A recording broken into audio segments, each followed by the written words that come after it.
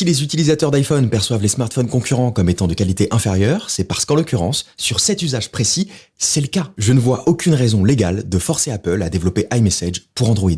D'autant que c'est plus vraiment nécessaire. Parce que depuis, Android utilise le protocole RCS qui permet toutes ces fonctionnalités et que sous la pression des régulateurs, Apple va aussi l'adopter. Donc ce point est obsolète. Bon, la troisième stratégie est sans doute la plus intéressante. Il s'agit de l'App Store. Ce que le DOJ reproche à Apple, c'est qu'à chaque fois qu'un utilisateur achète une app ou un abonnement dans une app sur l'iPhone, il touche entre 15 et 30%, selon la taille du business. Et ça, c'est une plainte fréquente chez les développeurs d'applications qui trouvent que cette taxe est trop élevée. Vous pouvez être tenté de dire qu'après tout, c'est leur produit, c'est eux qui ont créé l'iPhone, c'est eux qui ont créé l'App Store, donc ils font ce qu'ils veulent. Mais je vais vous expliquer pourquoi ça pose problème. Pour remettre du contexte, au début de l'iPhone, Steve Jobs ne voulait pas de store d'applications, parce qu'il voulait garder le contrôle sur toute l'expérience de l'utilisateur, notamment pour des questions de sécurité. À l'époque, il y a énormément de virus informatiques, et Jobs pense que le téléchargement d'applications tierces représente à la fois un danger réel pour la sécurité et la méfiance potentielle des consommateurs envers son produit.